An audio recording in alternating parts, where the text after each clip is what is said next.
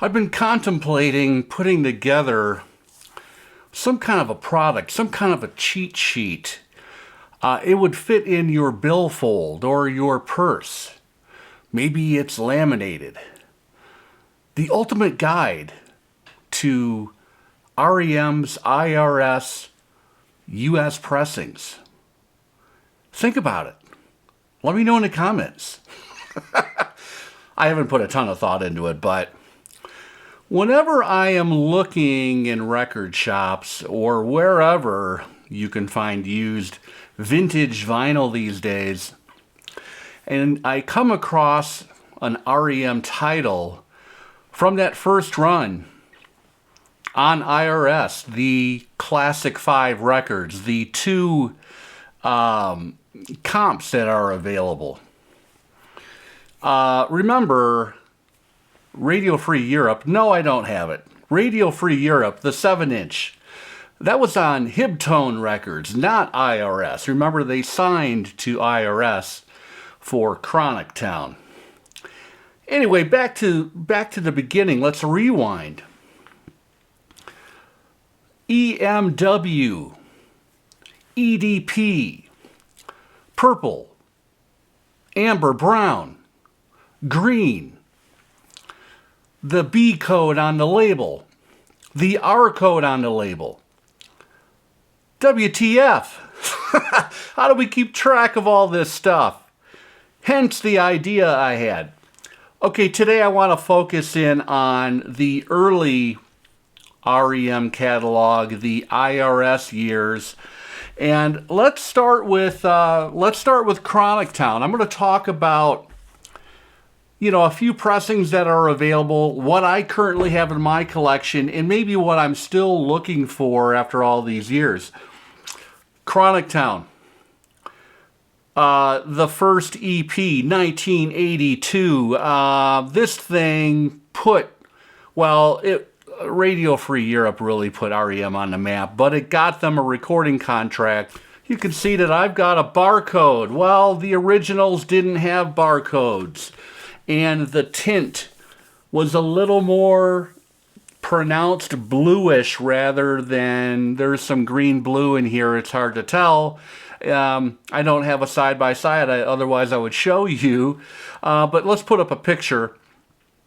Anyway, this is a very cool pressing because you'll find an EMW in the dead wax, and maybe I'll show a photo, but this one is translucent, and this is a glorious listen. Punchy, drive, slam. To be honest, I've had non-translucent copies of this record as well. They all sound really, really good. But as we move forward in the R.E.M catalog, the mixing, the production, they did a couple producer changes through the years. The sounds just keep getting better. The separation, the imaging. In fact, if you have a listen to 1986 Life's Rich Pageant, they switched out. They went and got John Mellencamp's recording engineer, Don Gaiman. And boy, it made a difference. It brought that R.E.M sound, and a lot of people don't like it. The dyed-in-the-wool, the Michael Stipe mumbles, everything got kind of cleaned up, amplified, and that is a glorious listen, as was the album that came after it, and all the rest for if I'm being honest. But Document, amazing record as well. Next up, 1983, the first full-length album, Murmur, with this iconic cover somewhere outside of Athens, Georgia. There is that IRS label. You know what? I need to go back. I just skipped over. Hold that thought. Let's go back to Chronic Town. I was talking about the different tints on the cover and the barcode situation. I failed to even mention that the first pressings of this EP IRS were kind enough to take the band's recommendation and the band's management's recommendation, and there is a replicated gargoyle similar to what you see here, replicated on that label. I think there were an estimated 15 to 20,000 that came out with the gargoyle label, and a lot of those are also translucent, just so you know. IRS decided to kind of tighten up their belt, and they did away with the custom label and they went to the standard IRS agent label with the red agent man there at the bottom. It would take a new contract with Warner Brothers before R.E.M. saw another custom label. Now I have we're going back to Murmur here, try and keep up. I have the IRS with a B at the bottom of the label, a B, and that is a code for Electrosound Midwest, EMW. You'll often find in the dead wax, and if you do see the B in an EMW, make sure you hold this up to a light, and you more than likely have a translucent virgin vinyl compound pressing of this glorious first LP from R.E.M. Let's move forward. 1983, the second R.E.M. album, Reckoning. Love this cover, love this record. Jangle pop, power pop. A little bit of shoegaze, you know, with Michael's vocal in the mix as well. I could see people saying, oh, it was kind of a prototypical shoegaze band in the early days. Maybe. This one has the R on the bottom of the label. R standing for RCA Indianapolis Pressing Plant. RCA Records Indianapolis with an R. This record actually comes in 3 different translucent pressings. There's an amber brown, there's a purple. That's the one that I have. The purple is the same vibrant purple that you can find on the Police's 1983 Coincidence? 1983 Synchronicity album. And then there is also a green translucent version of this pressing. I believe they were all done at the RCA Music Indianapolis pressing plant. They were using some kind of a KC600 virgin vinyl compound. These records, did I already say, they all sound amazing, and it's really cool when you can find the translucent copies. Did you know that Michael Stipe typically designed the early inner sleeves? So it's a bonus if you can find these early records with the original inner sleeves. They're very cool.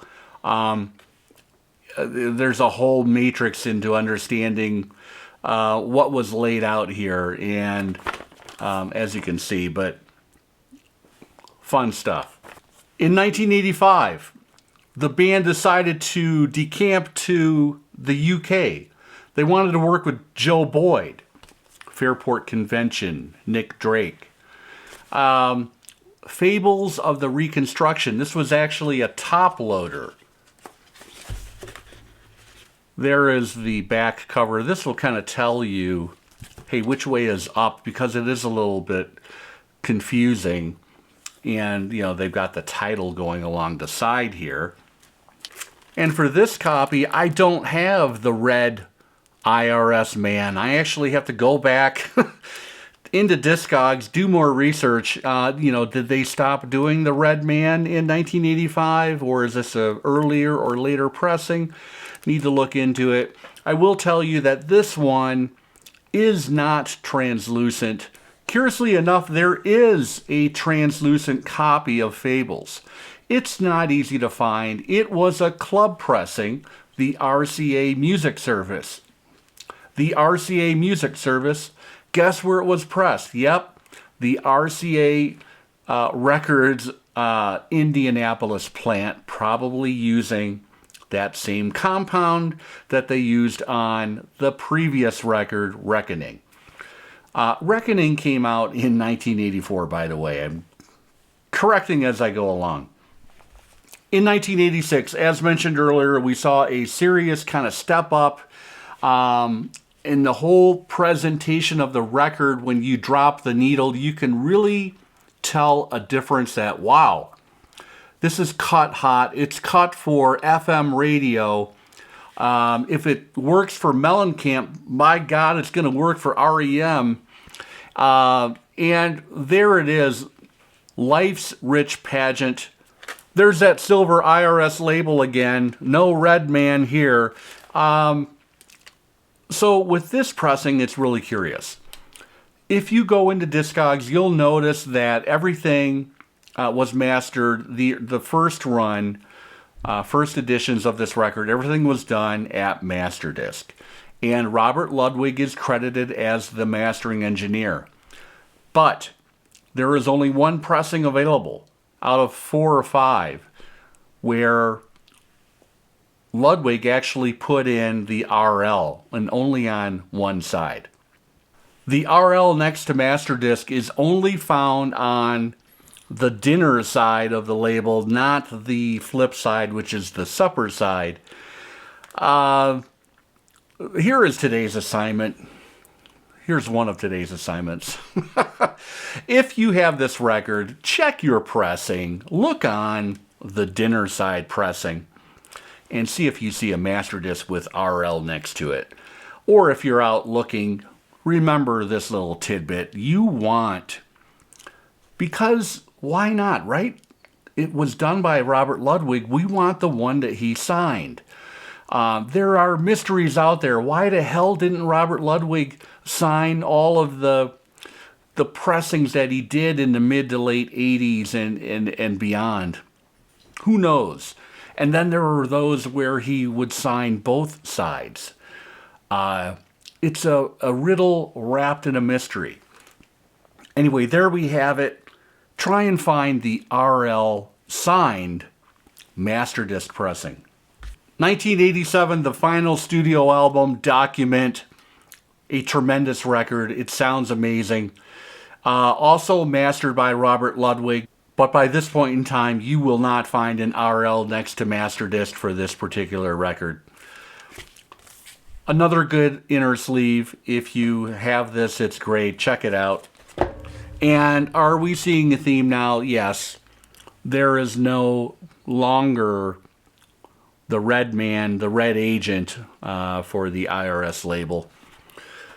It's a joy to find these original IRS labels out in the wild. They are creeping up in price.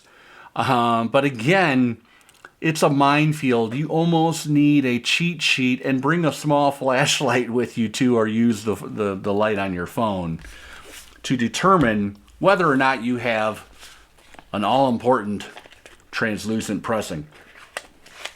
Also in 1987, we got a really cool comp with some rare B-sides and rarities, a couple cover versions as well. This one had a hype sticker on it. And interestingly enough, check out that cover. This is called the variegated green cover.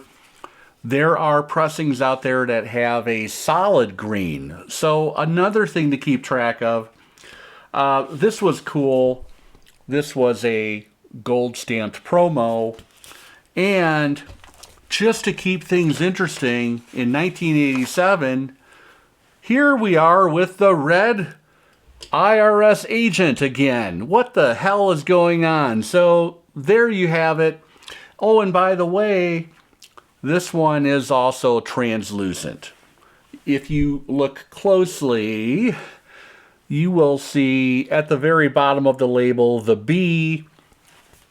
What does B stand for? Yes, Electro Sound Midwest, EMW in the dead wax. There was another comp, and I don't have it. It's still out there. It's something I need to find. The Eponymous, the Eponymous comp. Also, some alternate cuts and B-sides. Very, very hard to find. I'm going to put a photo up of it, but let me know if you have that one. Do you have all of these records? Are you still looking for some? Do you have the translucent versions? Let me know in the comments. One of my most favorite and beloved bands, R.E.M., you know, they've gotten quite a bit more publicity over the last couple of years with Michael Shannon and Jason Narducci. Narducci, of course, is in Bob Mould's band. He has been for 15 years. Bass player, guitar player, vocalist. They're out there and they're doing tours. They're doing entire albums from the IRS Years. It's really cool. I haven't had a chance to catch one yet, but they are kicking off a new tour midwinter, spring, and the first date is going to be in Denver, and hell yes, I'm going to be there. So that's it. The IRS R.E.M. Curiosity video is now here. Thanks for watching, everybody. Hope you all have a great week.